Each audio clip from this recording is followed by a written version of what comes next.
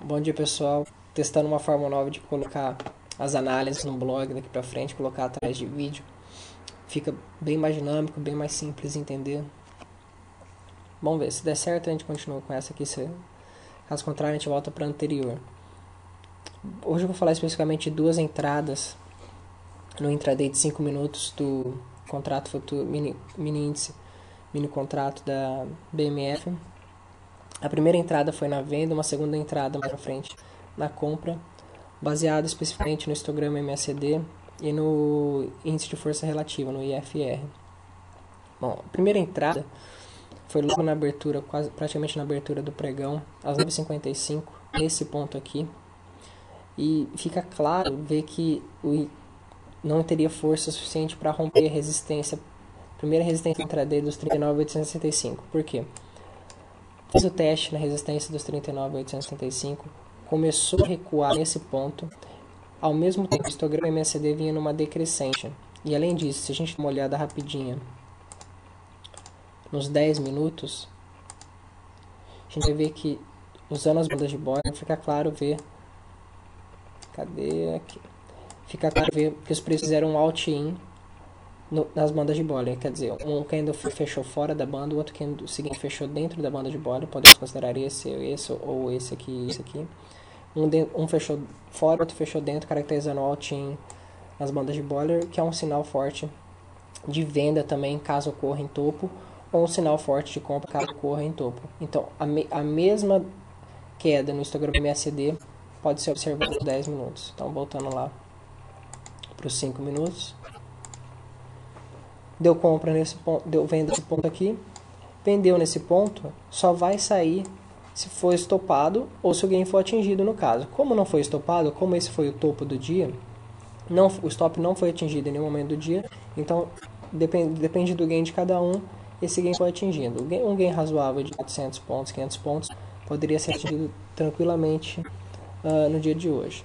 E ao longo do dia a gente vai ver que o índice fez os preços acabaram fazendo os clássicos fundos e topos descendentes. Então, a cada vez ele fazia um novo topo menor que o anterior e um novo fundo mais baixo que o anterior. Então, caracterizando uma linha de tendência de baixa. Então, a gente pode traçar dessa forma aqui uma linha de baixa nesse ponto e ver que ao longo do dia os preços respeitaram essa linha de tendência de baixa, sempre tocava a linha de tendência de baixa e caía em seguida. Nesse caso aqui fez um falso rompimento, porque no caso de um rompimento de uma linha de tendência de baixa, é sempre mais prudente aguardar a confirmação desse rompimento. Então ele rompeu aqui, no candle seguinte já voltou para dentro da linha de tendência de baixa, caracterizando um falso rompimento.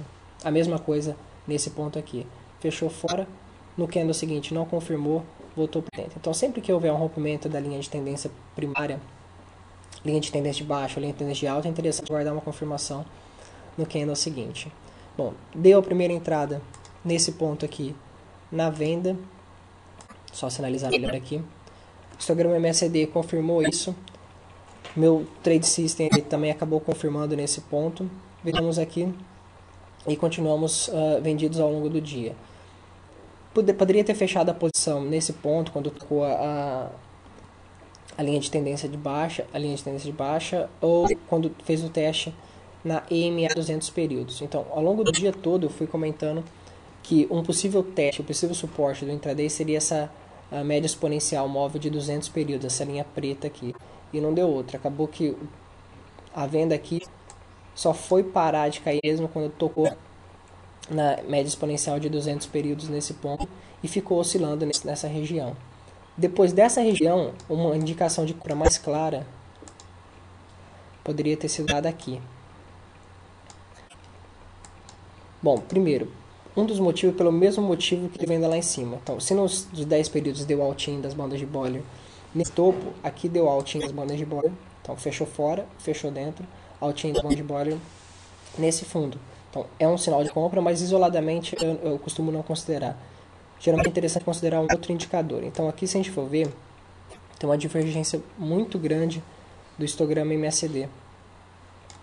Então, nesse primeiro fundo aqui dos 39.300, mais ou menos, 39.250, o histograma MACD está por volta de menos 200.